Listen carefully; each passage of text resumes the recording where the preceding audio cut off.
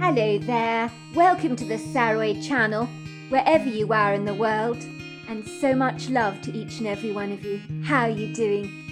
I do hope you're doing remarkably well. I'm doing great, and thank you so much for joining me this evening. I do love sharing these fabulous stories with you, and as I always say, nothing in this world beats a great story, and there's nothing better than going to bed, enjoying a story, and I hope you're going to enjoy this one tonight. And let's get started with tonight's story.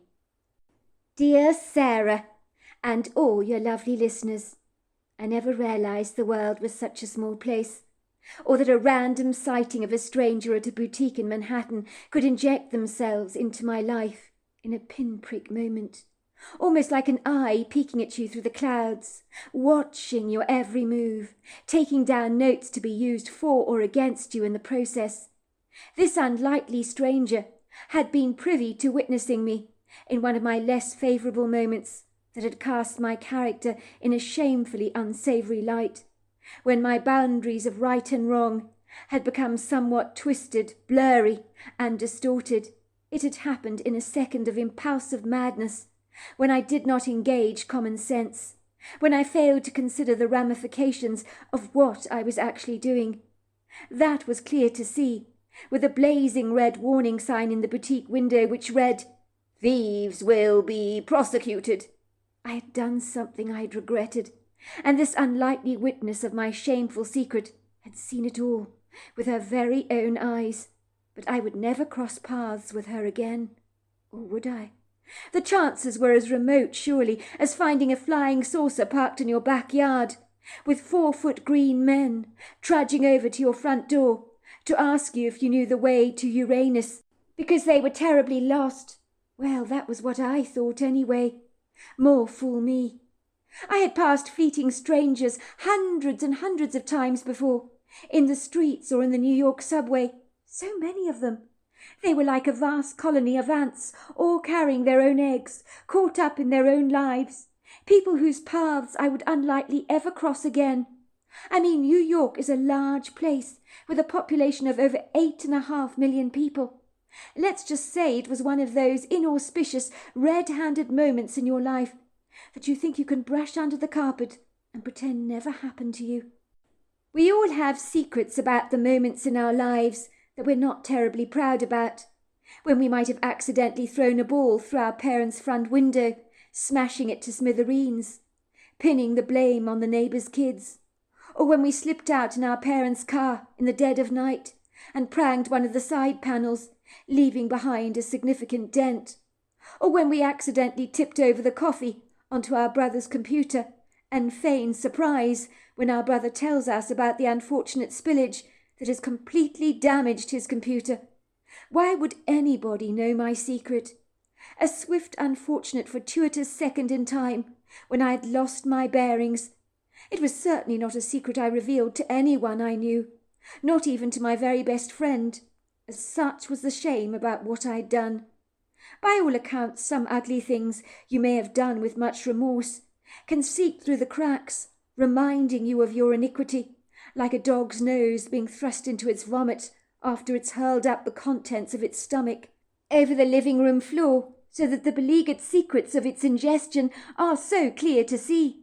And if you wondered who ate all the hot dogs you left on the patio table next to the barbecue that had mysteriously just vanished, you need look no further than the living room floor and the guilty party that is standing sheepishly over his vomit, looking at you through dark eyes that tell you, "I didn't do it. I didn't do it. Why are you looking at me?" My story began when I was doing a course at Parsons School of Design, a master program in web page and digital design. I was making extra money on the side as a waitress at an up-and-coming restaurant chain in Manhattan. One of the waitresses was the boss's daughter, a girl called Bree Cunningham Barker. We became close friends when I was kicked out of my apartment by my long-suffering landlord when I failed to meet my monthly rent. I was stuck between a rock and a hard place as to where to go. My choices were pitifully pathetic and almost tragic. But it would be Bree Cunningham Barker who would rescue me from my desolate plight, without making me feel like a failure. She was soon to become a rare treasure and my very best friend. By all accounts, I was homeless, but I did have 2 backup plans to fall back on in such dire circumstances, when the idea of living in my car for weeks at a time was not something I could gladly entertain. My backup plans left me feeling a little frayed at the edges, like a cat on a hot tin roof. I knew if the worst came to the worst, I could go and stay at my sister's apartment in Manhattan. She was married and had a 2-year-old boy called Pierre.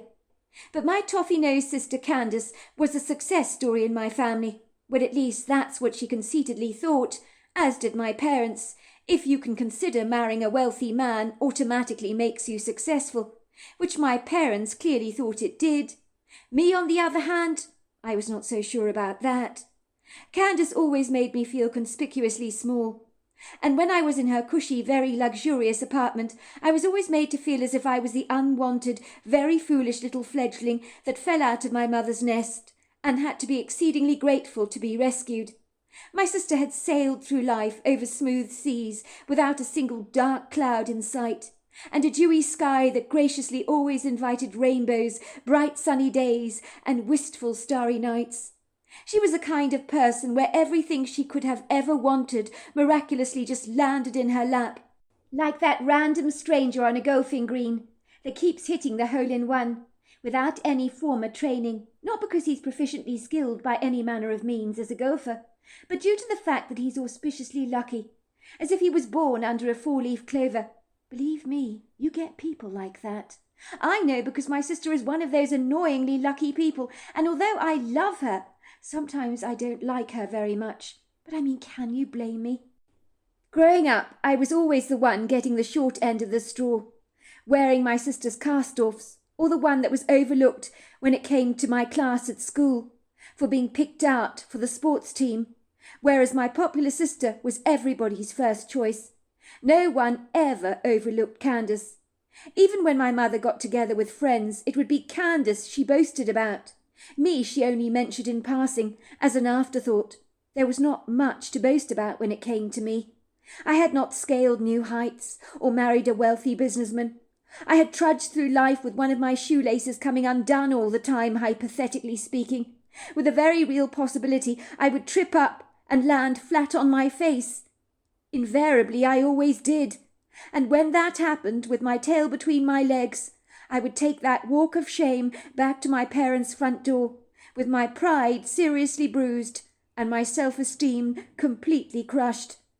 I always thought that if reincarnation were true, if it was, of which I believe there is a possible likelihood, when my sister came into this world, she must have bargained with God, put up quite a cantankerous fight, kicking and screaming, throwing a fitful tantrum like a precocious little brat, simply refusing to come down to earth, under any circumstances, and be born in this God-forsaken world, unless God upholstered her life with the fluff of goose-down feathers, and a sumptuous lifestyle to boot, where everything is done for you, and your bank account is hemorrhaging money, growing fatter and fatter the more you spend it, so you want for nothing, and you live the gilded life, where almost everything you touch miraculously turns to gold.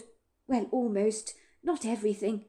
You are whisked away to exotic sunny locations to bask like a pampered sea lion on a gloriously golden beach, drinking back tropical cocktails out of a coconut shell.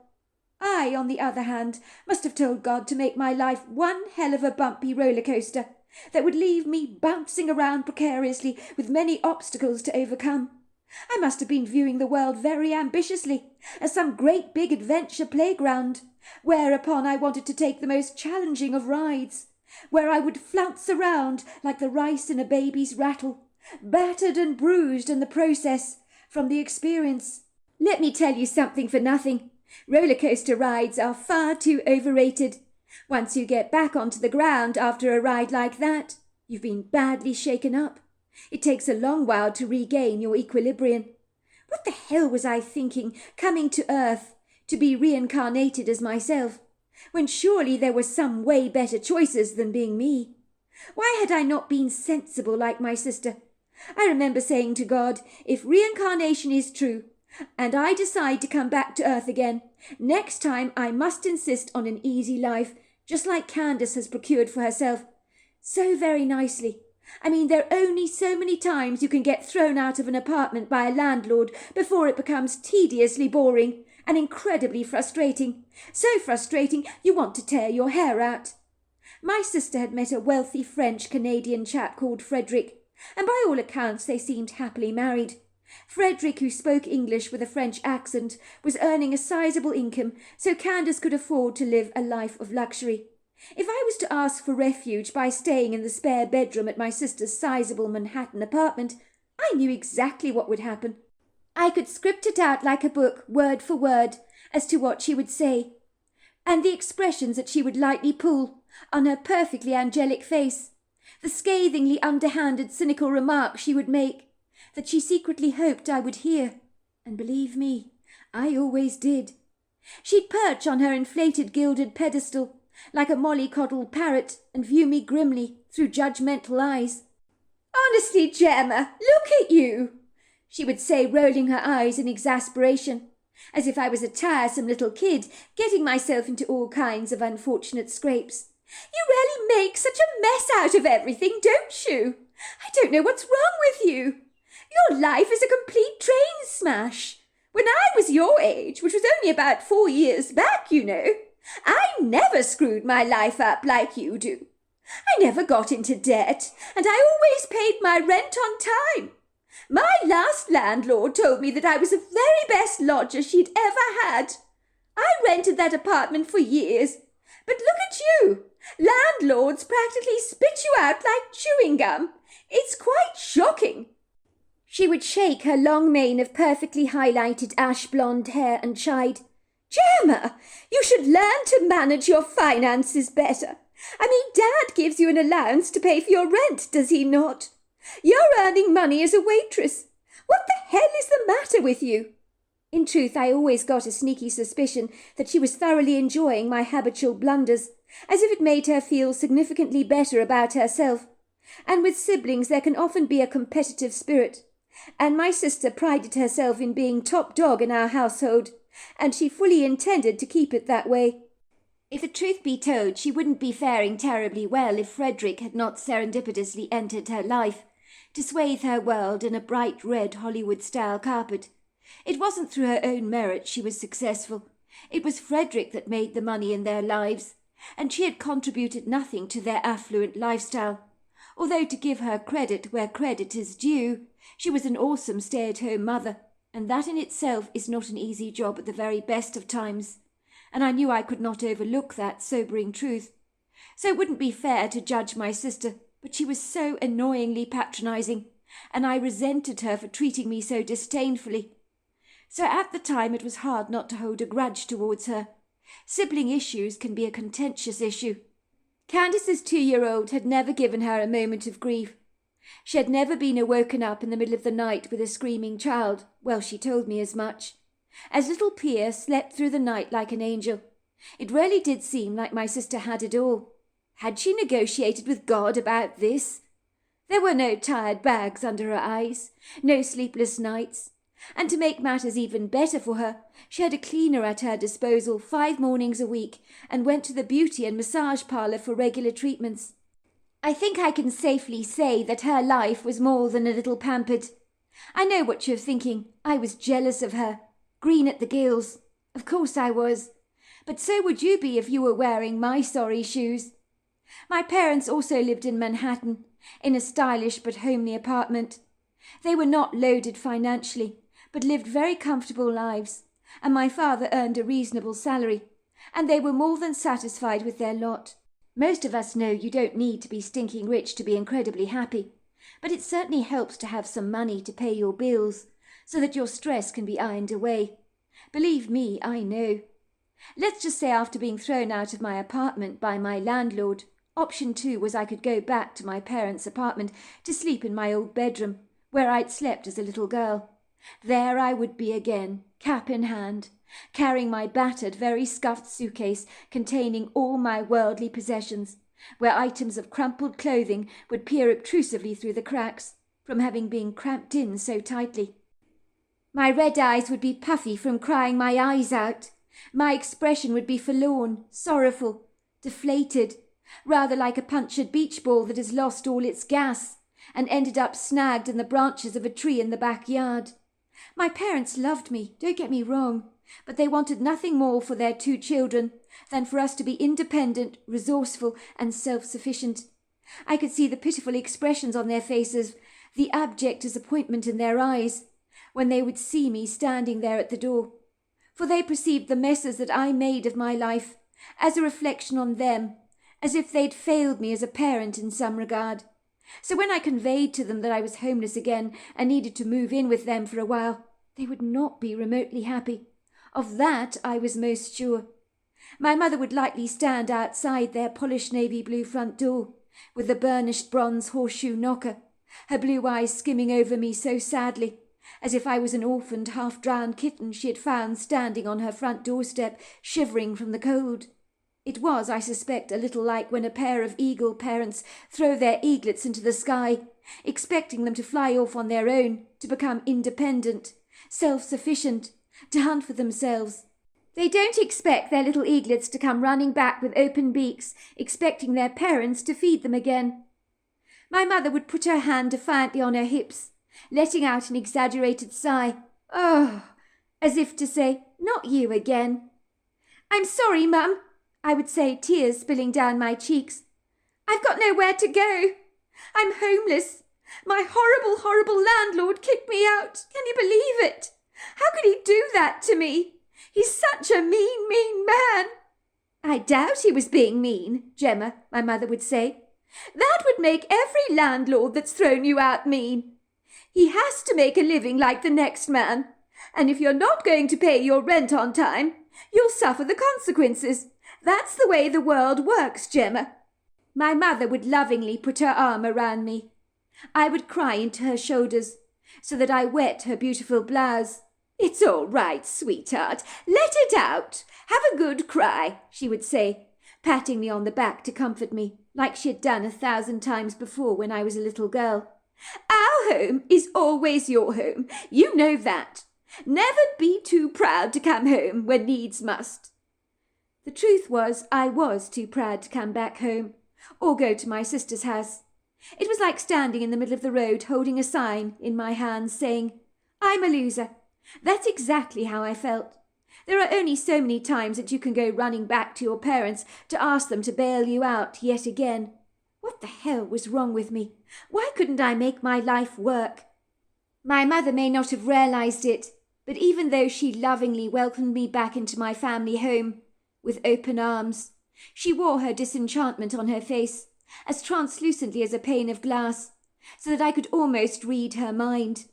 I would see her biting her lip as she studied me through pale blue eyes that would crinkle up on the corners sorrowfully. Every time I came home, I would see she had gained a few more grey hairs and some lines on her face.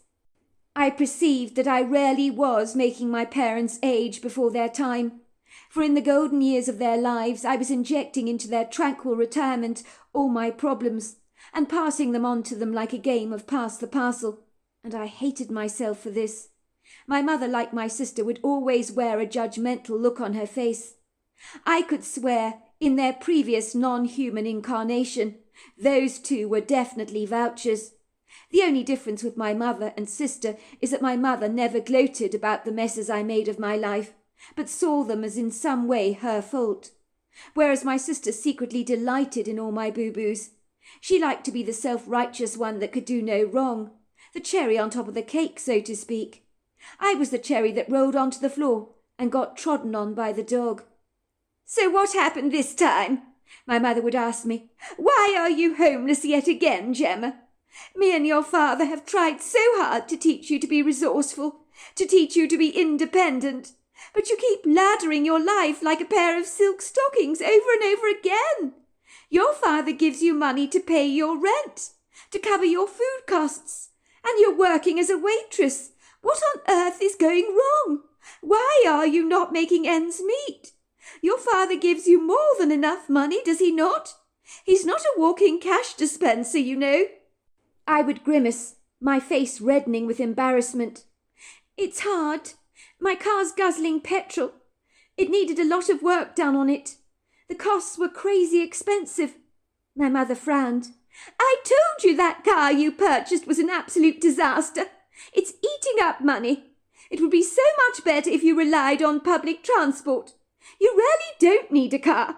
Your sister never had a car. You've got to be practical, Gemma. The only reason me and your father are tough on you is because we're not getting any younger. We had you and your sister late in life. What's going to happen if we're not around to pick up the pieces, if your life implodes? We might not be here to help you. What if you end up on the street living out of a cardboard box one day? I can't bear to think about it. It grieves my heart so greatly. She threw her arms around her face despairingly. That's what could happen if we're not around. And if that happened, I'd be turning in my grave. Certainly not resting in peace, I assure you of that. I would shrug my shoulders and repeat, I'm sorry, Mum. I really am. Like I'd done 1,000 times before. I just guess I ran out of money. I was kicked out of my rental apartment, but once I've got my college degree and I get a job, everything's going to be just fine, I promise you. But is it, Gemma? Is it really going to be fine? My mother had asked me scathingly. Once you're bad with money, you're always bad with money. I've heard dreadful stories, you know, of millionaires who've won money on the lottery or made a fortune for themselves, but they couldn't manage their money appropriately and ended up on the streets. It happens, you know. You need to get your act together, my sweetheart. Honestly, Gemma, why can't you be sensible like your sister Candace? She's got a wonderful husband and a 2-year-old child, but look at you. You're not managing to make ends meet. She would shake her head and look at my father in exasperation. Gemma is back home again, she would tell him. She's run out of money again. My father would shake his head sorrowfully. Gemma, he would say, taking me into his arms and enfolding me. It's good to see you. Of course it's good to see you. I always enjoy seeing my children. But I don't like to see you in these circumstances. I give you a reasonable allowance, do I not? And you work at a restaurant as a waitress. Why can't you make your money work for you? It really is so disappointing, love. Did my parents have any comprehension how tough it was out there as a young student? In truth, my parents were right. I wasn't good with money. It did seem to slip through my fingers like butter and blow up in my face like a hand grenade. I'm glad my father did not entirely blame me for being so useless with money. He did blame the educational system. I blame the teachers and the schools, he would tell my mother. They don't teach our children about things in life that matter, things that are consequential, like how to be entrepreneurs, how to be self-sufficient, resourceful, inventive, how to manage and invest money, how to engage in relationships with people, how to survive in the wild, how to plant your own crops. Instead, they teach them American history and a bunch of supercilious, redundant stuff that never serves their best interests. We should be teaching our children how to thrive in life, how to survive in adverse circumstances. Not half this academic mumbo-jumbo that will never help them much in the game of life. I'm glad my father did not entirely blame me for my failings, and he did have a point. I think if I had learnt more about money growing up, I might have made more sensible choices. For a start, I'd never have bought that clapped-out car of mine in the first place. It had turned out to become a huge headache, causing me no end of problems, one after another. The cantankerous thing was always breaking down on me and costing a fortune for me to fix. The last mechanic told me I should sell it for scrap metal, but I couldn't do that. Not after all the money I'd invested in the damn thing. What were the words he used when he spoke to me about my car? Ma'am, spending so much money on this thing is throwing good money after bad. You'd be better off selling this thing for scrap metal if you ask me, if you want my honest opinion. His opinion I did not want. So on this inauspicious day, when the obstinate, intractable, iron-hearted landlord of mine had thrown me out of my apartment so dispassionately, my conflicting mind kept tossing between option 1 and option 2. I even threw a coin to decide where I should go. The coin kept flipping to heads, which was my parents' house. But how many grey hairs would my mother have on her head this time round? Could I bear to see the lamenting in her blue eyes? If I went to my sister's, could I bear her scoffing at me yet again, giving me a lengthy rendition on just what a failure I was, and a bitter disappointment to our parents? She knew how to kick a dog when it was down, and she could kick very hard. I'd endured enough of her put-downs to last an entire lifetime. I had my worldly possessions buried in the trunk of my clapped-out car, and I predicted that by the end of the shift I'd be driving to my parents' house.